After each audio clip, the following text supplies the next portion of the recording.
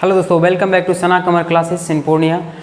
देखिए, आज हम विटामिन चैप्टर को पढ़ेंगे, यानी विटामिन में कौन कौन सी मुख्य बातें हैं उनको पढ़ेंगे। जो एग्ज़ाम लेवल का ये सब क्वेश्चन है, एग्ज़ाम लेवल का फैक्ट है। इसके बाद विटामिन के जो जितने भी विटामिन हैं उनके रासायनिक नाम या उनकी कमी से होने वाली जो बीमारी या रोग है उनको हम लिखाएंगे इनके बाद ही, ठीक है। तो चलिए इनके बारे में हम सबसे पहले पढ़ते हैं कुछ फैक्ट। पहले विटामिन से रिलेटेड, विटामिन की खोज 1911 ईस्वी में कब की थी? 1911 ईस्वी में किसने?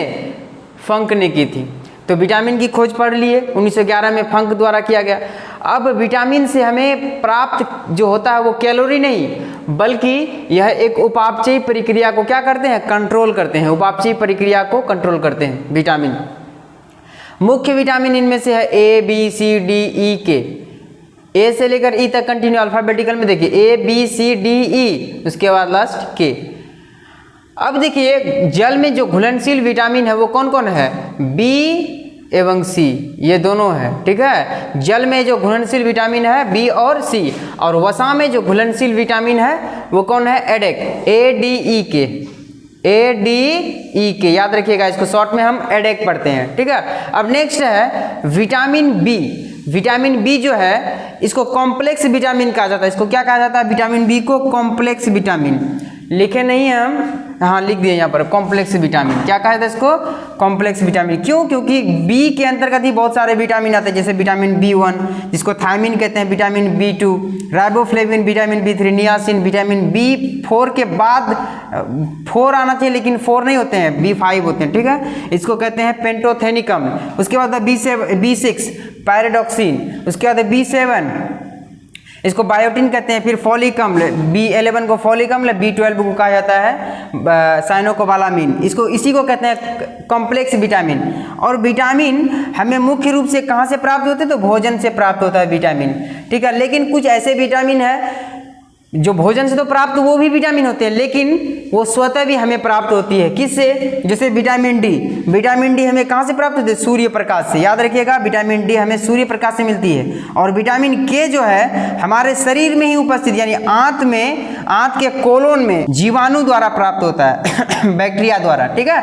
यानी विटामिन के आंत के कोलोन में उपस्थित होते हैं कौन? यही बैक्टीरिया यानी जीवाणु, इसी के द्वारा हमें प्राप्त होता है विटामिन के। और सामान्यतः खट्टे फलों में विटामिन सी पाया जाता है। चलिए इसके बाद हम लोग जो लिखते हैं विटामिन लिखते हैं, इसके रासायनिक नाम और उनकी कमी से होने वाली जो रोग है उनको लिखते हैं। चलिए आइए देखते हैं, इसमें विटामिन एक तरफ लिखे हैं, एक तरफ रासायनिक नाम, और इधर लिखे हैं हम विटामिन की कमी से यानी इन विटामिनों की कमी से जो रोग या बीमारी होती है उनको हम लिखे हैं। तो चलिए पहला विटामिन, अब एक बात थोड़ा सा नोटिस कीजिएगा, हम विटामिन बी को नहीं लिखे हैं। क्यों? क्योंकि ये कॉम्प्लेक्स विटामिन है, इसको बाद में अलग चैप्टर में, मतलब अलग वीडियो में हम इसका चर्चा करेंगे, ठीक है। क्योंकि वीडियो थोड़ी सी बड़ी हो जाएगी तो इसीलिए इसमें एडजस्ट भी नहीं होता, इसीलिए हम विटामिन बी कॉम्प्लेक्स को उसको अलग से हम लिखेंगे। तो चलिए पहला विटामिन ए है, इसका रासायनिक नाम है रेटिनॉल। विटामिन ए का रासायनिक नाम क्या है? रेटिनॉल। इसकी कमी से कौन सी बीमारी होती है? रतौंधी और जीरोफ्थैल्मिया, ये 2 बीमारी होती है। इसके अलावा जो इसी की कमी से संक्रमण का खतरा बढ़ जाता है, रेटिनॉल की कमी से। अब विटामिन सी देखिए, विटामिन सी की कमी से कौन सी बीमारी होती है? इसका रासायनिक नाम पर जान लेते हैं। क्या है रासायनिक नाम? स्कॉर्बिक एसिड, स्कॉर्बिक अम्ल।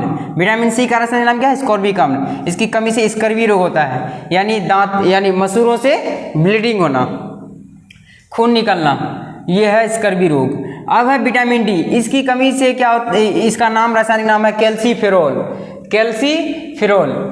और इसकी कमी से होती है रिकेट्स, अक्सर बच्चों में होता है। ऑस्टियोमेलेसिया, ये बीमारी होती है वयस्कों में। किसकी कमी से? तो कैल्सीफेरोल की कमी से। अब है ई, विटामिन ई का रासायनिक नाम है टोकोफेरोल।